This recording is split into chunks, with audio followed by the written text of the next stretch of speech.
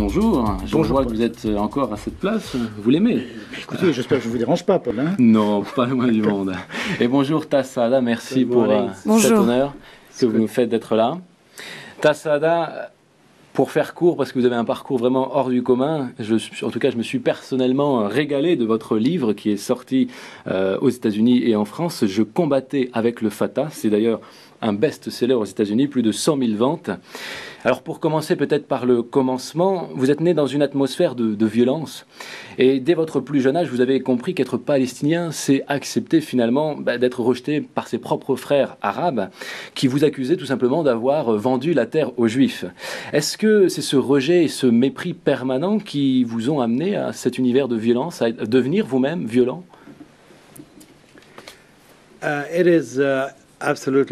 Oui, c'est absolument vrai. Et c'est quelque chose de ravageur pour un Palestinien d'être pris pour un immigrant, un réfugié et quelqu'un qui a vendu sa terre. Alors vous grandissez avec ce genre d'atmosphère et ça crée beaucoup de frustration et de colère. Et naturellement, c'était envers les Juifs, pas envers ceux qui nous appelaient des immigrés. Et j'en étais là à cause de ma haine envers les Juifs. Parce que même quand on est enfant, on le comprend. Oui, même enfant, parce que nous comprenions que c'était à cause des Juifs que nous étions devenus des immigrés et des réfugiés. Alors, en plus, peu de temps après votre naissance, vous avez quitté la Palestine, Israël, pour vous réfugier en Arabie Saoudite, un pays où règne le wahhabisme, qui est une version très stricte, très rigoriste de l'islam.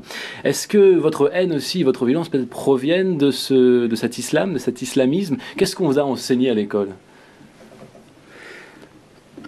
Eh bien, cela faisait largement partie de notre éducation, d'abord en tant que musulmans et ensuite en tant que Palestiniens. L'enseignement est toujours tourné vers l'élimination des Juifs, les Juifs ont désobéi à Dieu et Dieu nous a appelés à les éliminer.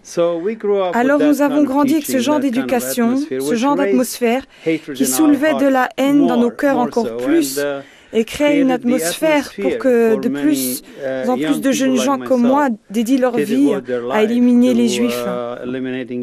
Et quand on vous enseignait cela à l'école, vous l'acceptiez? Pour vous, c'était un enseignement normal? Ah oui, cela faisait partie de notre quotidien et c'était une joie d'entendre des insultes contre les Juifs, oui. Alors, par ailleurs, tous les vendredis, vous vous rendiez à la Mecque pour faire la prière.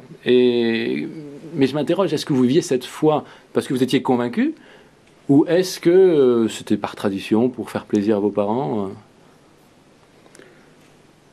À cette époque, j'étais très jeune et j'y allais avec ma grand-mère le matin, alors forcément, ça ne venait pas de mon dévouement, mais c'était plus pour essayer de plaire à mes parents.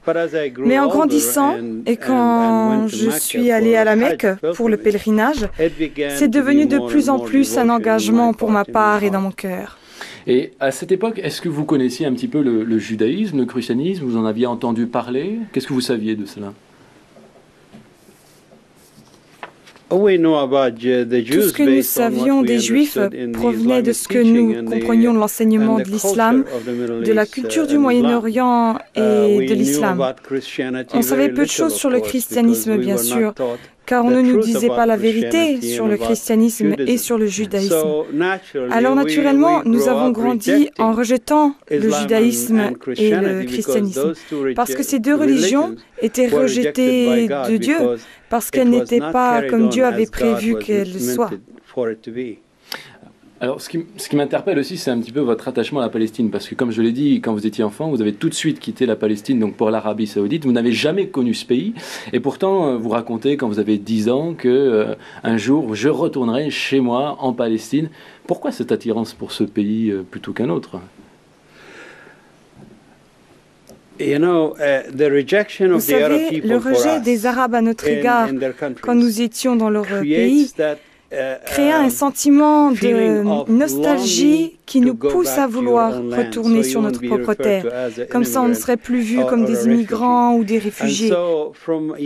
Alors, depuis nos plus jeunes années, nous soupirions, nous étions enseignés par nos parents que nous étions des Palestiniens. Nous n'appartenions pas à cette terre et qu'un jour nous retournerions sur notre propre terre. Vous savez, mes parents étaient originaires de Jaffa et j'ai quitté Gaza à 2 mois. Je n'y suis jamais retourné avant mes 52 ans. Quelque part, vous étiez alors presque aussi patriote que les Américains.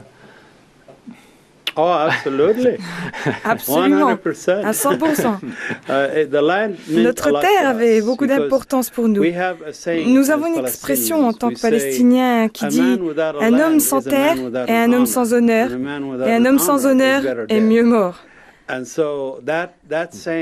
ce dicton étant dans nos cœurs et nos pensées voulait comme dire « Nous devons tout faire pour regagner notre honneur ». En tout cas, c'est peut-être une bonne chose ou une mauvaise chose, vous allez nous le dire, mais vous n'êtes pas retourné tout de suite en Palestine, vous êtes, après l'Arabie Saoudite, parti au Qatar, et c'est là que vous avez fait cette rencontre avec Yasser Arafat, qui est donc devenu chez vous rapidement une idole, hein, vous écrivez même, vous le vénériez, c'était tous les jeunes le vénériez. Qu'est-ce qui vous a attiré chez lui ? Son charisme, son véritable sacrifice pour libérer notre terre. Vous savez, Arafat était un homme très aisé, c'était un ingénieur, il n'avait pas besoin de faire ça. Alors pour nous, quand on voyait les sacrifices qu'il faisait, il devenait comme une idole, comme vous l'avez dit, et un héros pour moi, et beaucoup d'autres jeunes Palestiniens. Et ça, c'est quelque chose qu'il avait d'une manière ou d'une autre. Ses discours charismatiques et forts. Vous parlez de sacrifice chez Yasser Arafat, de cet esprit de sacrifice. On parle aussi des islamistes kamikazes. À cette époque, vous étiez attiré peut-être pour donner votre vie, éventuellement, pour récupérer cette Palestine ? À cette époque, ce n'était pas autant répandu qu'aujourd'hui. Comme quand j'étais avec Arafat, avant qu'il ne meure, il y a 5 ans, je lui ai demandé « Comment ça se fait que tu ne m'aies pas dit que si je mourais au combat, j'irais au paradis avec 72 vierges ?» Et il m'a regardé, s'est approché et a dit « T'y crois vraiment ?» Alors non, on n'en parlait pas, mais oui, j'étais prêt à mourir pour cette cause. Alors en tout cas, vous n'êtes pas né dans une famille classique, puisque votre famille a travaillé pour le roi d'Arabie Saoudite, et puis il a travaillé aussi pour la famille Ben Laden, qui est devenue connue plus par la suite. Et puis votre famille a soutenu donc le mouvement de Yasser Arafat, donc le Fatah. Expliquez-nous peut-être, c'est quoi le Fatah ? Quelle est la vision de ce mouvement ? Le Fatah a fait son apparition comme un idéal révolutionnaire palestinien. Et le charisme de Yasser Arafat a uni le cœur des Palestiniens pour libérer la terre. Il faisait un travail efficace contre Israël, ce qui nous a beaucoup donné envie de rejoindre le Fatah à l'époque. Alors, naturellement, des hommes d'affaires palestiniens et des leaders de communautés arabes voisines, ainsi que dans le monde européen et américain, ont déversé de l'argent de façon dingue dans le mouvement. Et donc, mon père était l'un d'eux qui était prêt à donner. Cette vision vous a en tout cas tout de suite plu, puisque vous avez fugué immédiatement de chez vos parents, de votre famille. Vous avez, à 17 ans seulement, je rappelle, c'était en 1967, et vous êtes parti donc en Syrie pour rejoindre le quartier général du Fatah. Pourquoi cette précipitation ? Eh bien, après la perte de la guerre des 6 jours, on ne pouvait pas croire, je ne pouvais pas croire. Comment pouvons-nous perdre contre une si petite nation telle qu'Israël ? Ça doit être incroyable. On sentait comme si les leaders arabes nous avaient vendus une fois de plus aux Juifs. Et donc, j'ai pensé que c'était mon devoir d'aller personnellement au combat pour la cause. Naturellement, mon père n'était pas vraiment pour. Il était plus disposé à donner de l'argent plutôt que ses propres enfants pour combattre. Et donc, dans un sentiment d'impatience, je me suis sauvée de la maison contre la volonté de mon père. Je me suis remis au QG du Fatah à Damas. Et de là, j'ai été transporté en Jordanie. Alors en tout cas, quand vous êtes parti là-bas au quartier général, ensuite on vous a tout de suite envoyé dans un camp d'entraînement en Jordanie. Et à l'entrée du camp, il y avait un panneau qui précisait « Les instructeurs peuvent tuer 25% des recrues à l'entraînement ». Accueil chaleureux pour le moins. Là, vous commenciez à douter de votre engagement ou vous étiez prêt à aller jusqu'au bout? Là, c'était définitif.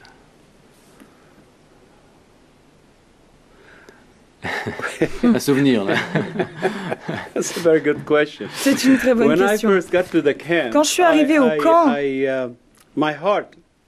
quand j'ai vu cette pancarte, mon cœur a lâché. J'ai pensé, ça peut pas être vrai. Mais quand nous avons vu nos entraîneurs et à quel point ils étaient sérieux en tirant de vraies balles entre nos jambes, on a réalisé, ça c'est du sérieux. Alors je me suis promis de tout faire pour survivre. Je ne veux pas mourir par des balles d'entraînement, mais par des balles juives. Alors effectivement, vous dites qu'ils utilisaient des vraies balles. En quoi consistait votre entraînement qui a duré quand même plusieurs mois? Qu'est-ce que vous faisiez? Et puis quelle était la vie dans ce camp?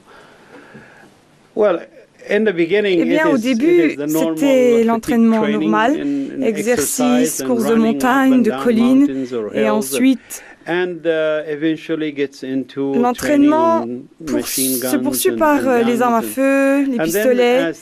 Et quand j'y repense, alors que nos entraîneurs nous formaient, ils essayaient de deviner nos objectifs et les dons qu'on pouvait avoir. Alors éventuellement, ils vous amenaient à un entraînement d'élite selon les dons qu'ils pouvaient croire que vous aviez. Comme on va le voir effectivement tout à l'heure, parce que je l'explique, on va vous retrouver aussi dans une seconde partie. Effectivement, vous avez accédé à différents niveaux. Simplement avant, une dernière question. Dans ce camp où régnait un peu la mort, vous n'êtes pas tombé amoureux d'une jeune fille, mais des armes. C'est quand même assez étonnant. Vous entreteniez une relation d'amour avec les armes. Je pense que la langue française compare vraiment bien les armes à feu à une femme. Et j'aimais mon arme autant qu'une femme. Vous l'avez très très bien décrit, assimilant l'amour pour une femme à celui des pistolets.